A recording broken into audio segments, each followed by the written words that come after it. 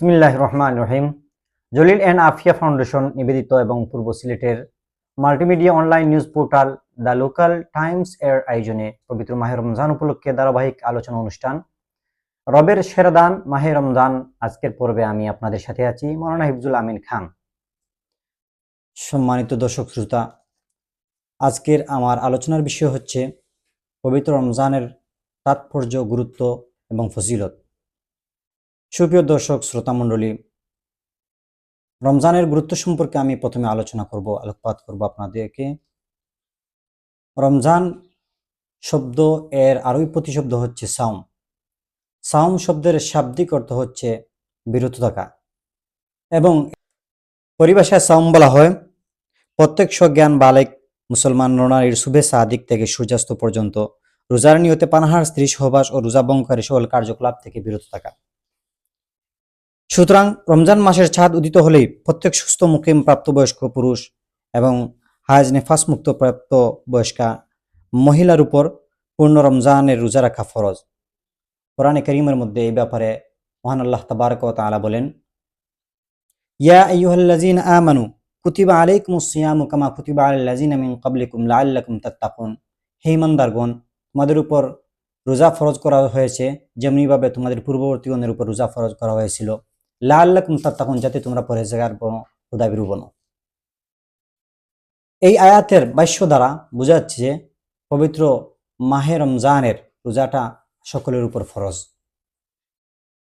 পরবর্তী আল্লাহ তাবারক ওয়া তাআলা অন্য আয়াতে বলছেন, ফামান শাহিদা মিনকুমুশ শাহরা ফালইয়াসুমহু। যে ব্যক্তি এই রমজান মাসকে পেল সে যেন রোজা রাখে। সম্মানিত ভিউয়ার্স, স্পষ্টভাবে এই আয়াতের ভাবার্থ দ্বারা বোঝা যাচ্ছে পবিত্র রমজান মাসের রোজাটা প্রত্যেকের উপর ফরজ। যেই মাসটি পাবে সে যেন রোজা রাখবে। সুপ্রিয় ভিউয়ার্স, হযরত আবু হুরায়রা রাদিয়াল্লাহু তাআলা আনহু হাদিসের মধ্যে বলছেন যে, ইজা রাআইতুমুল হিলালা ফাসুমু ওয়া ইজা রাআইতুমুহু ফাআফতিরু ফাইন গুম্মা আলাইকুম ফাসুমু সালাসিনা। যে যখন তোমরা চাঁদ দেখবে তখন রোজা রাখবে, এবং যখন শাওয়ালের চাঁদ দেখবে তখন রোজা ভঙ্গ করবে। ফাইন গুম্মা আলাইকুমুল হিলালা, যদি মেঘাচ্ছন্নতার কারণে চন্দ্রটি তোমাদের কাছে অস্পষ্ট হয়, ফাসুমু সালাসিনা, তাহলে তোমরা 30 দিন রোজা পূর্ণ করবে, 30 দিন রোজা রাখবে। সম্মানিত ভিউয়ার্স, এই কোরআন এবং হাদিসের ভাষ্য দ্বারা আমরা বুঝতে পারলাম পবিত্র মাহে রমজানের রোজা আমাদের সকলের উপর ফরজ। যতক্ষণ না পর্যন্ত শরঈ কোনো উজর পাওয়া গেছে ততক্ষণ পর্যন্ত আমাদের সবার উপর রোজা ফরজ হবে।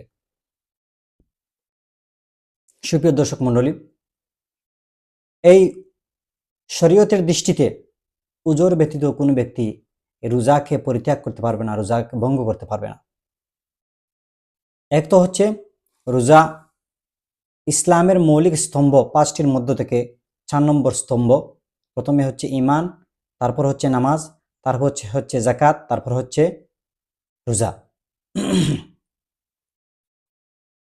প্রথমত হচ্ছে রোজা রাখতে হবে, দ্বিতীয়ত হচ্ছে রোজা যে ফরজ এটার বিশ্বাস থাকতে হবে, আকীদা থাকতে হবে। কোনো ব্যক্তি যদি জেনে শুনে রোজাকে অমান্য করে, মৌলিক স্তম্ভ হিসাবে অস্বীকার করে, তাহলে তার ঈমান থাকবে না। তৃতীয় পয়েন্ট হচ্ছে কোনো ব্যক্তি ওজর ছাড়া যদি রোজাকে পরিত্যাগ করে, রোজা ভঙ্গ করে, তাহলে তার ব্যাপারে কোরআন এবং হাদিসের মধ্যে কঠোরভাবে শাস্তির কথা বলা হয়েছে।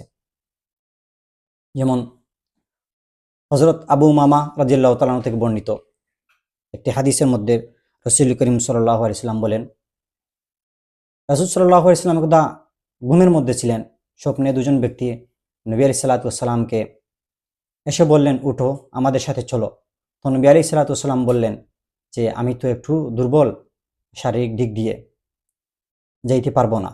তখন এই দুজন ব্যক্তি, স্বপ্নের ঘরে এই দুজন ব্যক্তি বললেন, আসেন, আমাদের সাথে আসেন, আমরা আপনাকে সহযোগিতা করে নিয়ে যাব। তখন রাসূল করিম সাল্লাল্লাহু আলাইহি সাল্লামের উভয় বাহু ধরে ওনারা একটি পাহাড়ের চূড়ায় নিয়ে গেলেন। পাহাড়ের চূড়ায় সমতল জায়গায় নিয়ে যাওয়ার পর নবী আলাইহিস সালাতু ওয়াস সালাম হঠাৎ একটি বিকট আওয়াজ শুনতে পেলেন। নবী আলাইহিস সালাতু ওয়াস সালাম জিজ্ঞাসা করলেন যে, এটা কিসের আওয়াজ? এই উভয় ফেরেশতা উমর গেরে, যদিও তিনি দুইজন ব্যক্তি বলছেন, আসলে এই দুই ব্যক্তির দ্বারা ফেরেশতাই উদ্দেশ্য। এই উভয় ফেরেশতা বললেন, এটা জাহান্নামীদের চিৎকার।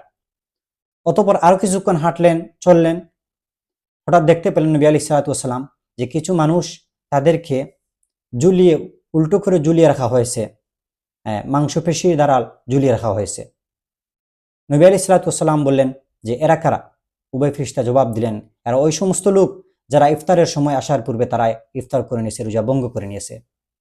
আল্লাহ তাবারক ওয়া তাআলা আমাদেরকে এইরকম শরীয়ত বিরোধী গর্হিত কাজ থেকে দূরে রাখুন, বিরত রাখুন। দেখুন, এই হাদিসের আলোচনার দ্বারা বুঝতে পারলাম যে রোজা একটি ফরজ এবং রোজা অমান্যকারী এবং রোজা পরিত্যাগকারী, রোজা ভঙ্গকারী ব্যক্তিকে আল্লাহ তাবারক ওয়া তাআলা কি কঠোরতম শাস্তি নিশ্চিত করেছেন, নিশ্চিত করবেন। সম্মানিত ভিউয়ার্স, হযরত আব্দুল্লাহ ইবনে মাসউদ রাদিয়াল্লাহু তাআলা একটি হাদিসের মধ্যে বলেন যে যদি কোনো ব্যক্তি শরঈ কোনো ওযর ছাড়া রোজা ভঙ্গ করে, তাহলে সে পরবর্তী 1 বছর যদি এর কাজা হিসেবে রোজা রাখে, তাহলে এই একটি ফরজ রোজার সমমান হবে না মর্যাদার দিক দিয়ে, কল্যাণের দিক দিয়ে, খায়রের দিক দিয়ে। উভয় হাদিস হাকিম তার মুস্তাদরাকের মধ্যে উল্লেখ করেছেন এবং উভয় হাদিসকে সহিহ মুসলিম শরীফের শর্তের ভিত্তিতে সহিহ বলেছেন। আল্লামা হাইসামি তার মাজমায়ের মধ্যে উল্লেখ করেছেন। হাদিসের ভাষ্য দ্বারা বোঝা যাচ্ছে যে রমজান মাসের একদিন রোজা না রাখলে মানুষ শুধু গুনাহগারই হয় না, ওই রোজার পরিবর্তে আজীবন রোজা রাখলেও রমজানের এক রোজার যে মর্যাদা, কল্যাণ, যে অনন্ত রহমত ও খায়ের বরকত তা কখনো লাভ করতে পারবে না এবং কোনোভাবেই এর যথার্থ ক্ষতিপূরণ আদায় হবে না। হযরত আলী রাদিয়াল্লাহু তাআলা আনহু বলছেন, মান আফতারা ইয়াওমান মিন রমজান মুতাআম্মিদান ফালইয়াকযিহি আবাদা তুলাদ দাহরি। যে ব্যক্তি ইচ্ছাকৃতভাবে রমজান মাসের একটি রোজা ভঙ্গ করবে, সে আজীবন সেই রোজার হক আদায় করতে পারবে না। এটা মুসান্নাফে ইবনে আবি শাইবার মধ্যে উল্লেখ করেছেন। সম্মানিত ভিউয়ার্স, রোজা রেখে সকল কল্যাণ এবং খায়রকে অর্জন করার জন্য আল্লাহ তাবারক ওয়া তাআলা আমাদেরকে তৌফিক দান করেন, এই প্রত্যাশা ব্যক্ত করে আমি আমার আজকের এই আলোচনা শেষ করলাম। ওয়া আখির দাওয়ানা আলহামদুলিল্লাহি রাব্বিল আলামিন।